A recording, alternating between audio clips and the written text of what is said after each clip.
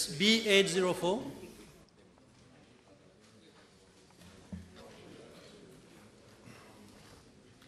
Madam Speaker, in the communiqué issued following Cabinet meeting of 3rd August 2018, it was publicly announced that I would chair a ministerial committee to look into the recommendations of the report of the Commission of Inquiry on Drug Trafficking relating to the strengthening of the institutional framework and the review of relevant legislation after necessary consultations with relevant stakeholders. The Ministerial Committee comprises of Honorable Ivan Leslie Kolenda Velu, the Right Honorable Sir Anirudh Jugnauth, Honorable Fazila Jiwa Doriaou, Honorable Nankumar Boda, Honorable Mrs. Leela Devi Dukan Lachman, Honorable Anil Kumar Singh Gayan, Dr. the Honorable Muhammad Anwar Hasnu, Honorable Prithviraj Singh Rupan, Honorable Marie-Joseph Noël Etienne Ghislaine Sinatambou, Honorable Manish Gobin, Honorable Jean-Christophe Stéphane Toussaint, Honorable Sudesh Satkam Kalichern, Honorable Parmanand Jagru. Madam Speaker, in regard to Part A of the question, the Ministerial Committee has so far met on one occasion on 16th August 2018 to chart the way forward for the timely implementation of the recommendations contained in the report.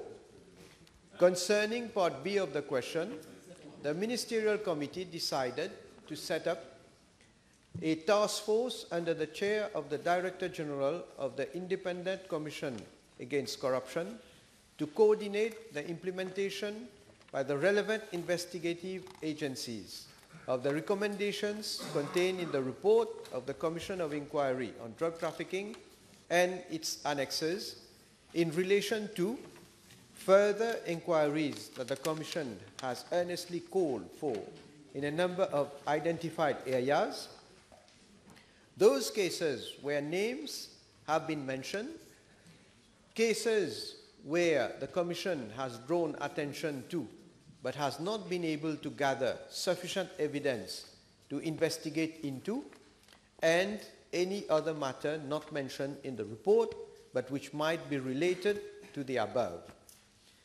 And B, a committee under the chair of the Secretary to Cabinet and Head of Civil Service and comprising representatives of ministries, departments, organizations concerned to look into the legal, institutional, administrative issues contained in the report of the said Commission of Inquiry. The task force comprises of the Director General of the Independent Commission Against Corruption, the Commissioner of Police, the Deputy Solicitor General, the Director General of the Mauritius Revenue Authority, the Director of the Financial Intelligence Unit, and the Director of the Integrity Reporting Services Agency. I am informed that the task force started work soon after it was set up and has met on several occasions to develop the necessary strategy and plan of action to fulfill its mandate.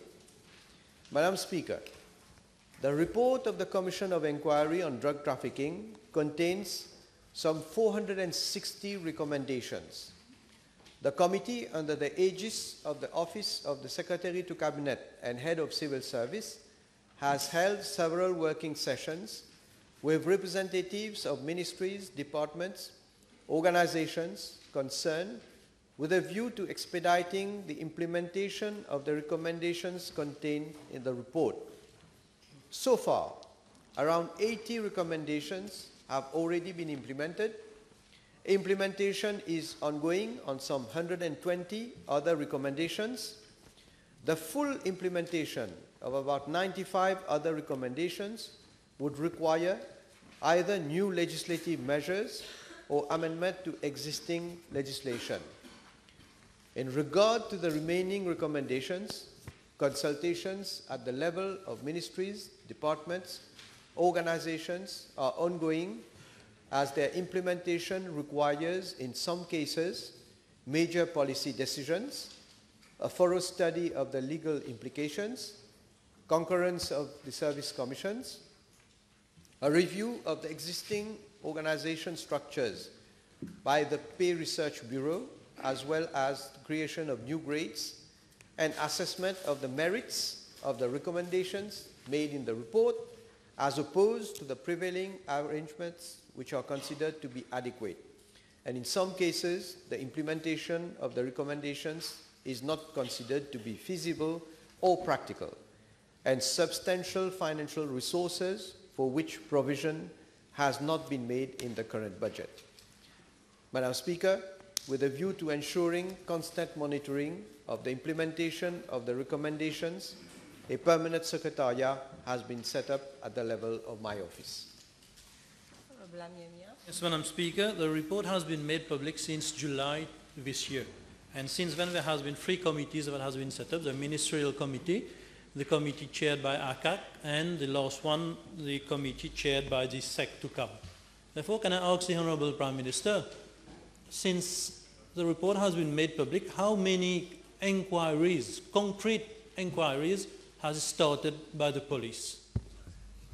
Well, as I say, there is a task force which has been set up where the different agencies which are mentioned are coordinating and sharing information.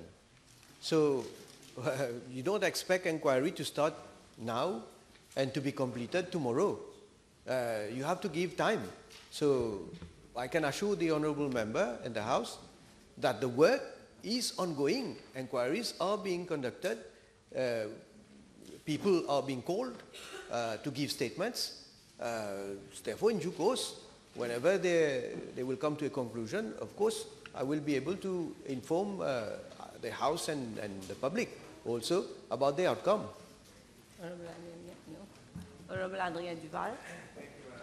Madam Speaker, why has the Prime Minister not included the Ministry of Social Integration when we know that drugs is avant tout un problème de moyens and that people of lower means are more prone to be afflicted by the drug problem? Why then is the Honourable Alain Wong has not been given a seat to the ministerial cavity? Why?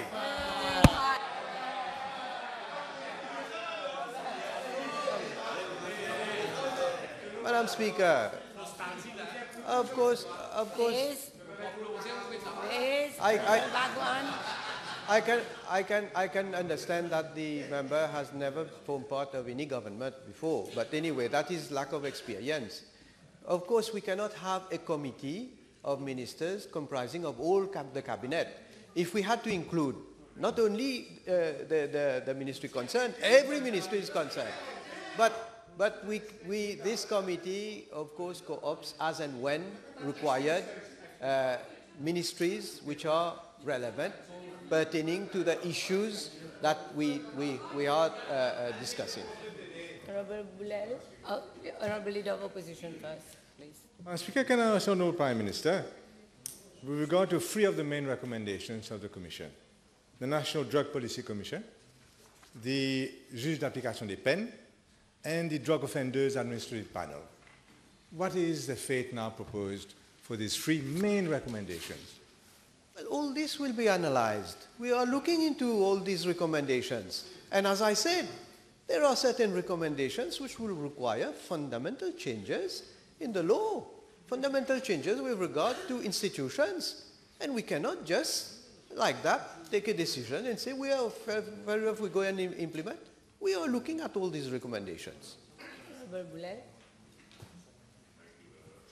Madam Speaker, since the overall consensus in Mauritius and the way forward to wage war on drug is through a holistic approach, can I ask the Prime Minister whether the ministerial task force will take on board the findings submitted by United Nations Office on Drugs and Crime with respect to implementation of the National Drug Master Plan?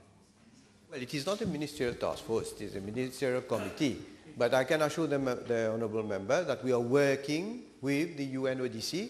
In fact, there is, I must say that I really appreciate the collaboration of the experts of UNODC, with whom I had the opportunity of interacting and discussing on the way forward. And yes, we will obviously take on board the expert advice of UNODC. Honorable Utim, last question. Thank you, Madam Speaker. The Honourable Prime Minister mentioned the committee headed by the Secretary to CAB, which is already implementing. What? The committee headed by the Secretary to the Cabinet, who is already implementing some of the recommendations. So may I know from the Honourable Prime Minister, when it comes to policy decision, does that take it that since this ministerial committee has met only once, on 16th of August, so for the past 2 months, this ministerial committee has not been appraised of any report from the committee as regards policy changes? No, maybe it's good that I can clarify. There are measures with regard to decisions that have already been taken by the government prior to, even prior to the report of the Commission of Inquiry being made available to us and being made public. So a number of things have already been done. In terms of legislation, in terms of measures to be taken by different ministries and so on. I don't want to go into all this, and then there are some that are ongoing. But this is where we will require decision of government, where there are a number of issues, even recommendations made, which needs to be analyzed, to be discussed, and eventually to see whether we go ahead as recommended, or we go ahead in a different way, or there are certain, as I said, there are certain recommendations that are not feasible at least for now, but will have to be looked in the longer term.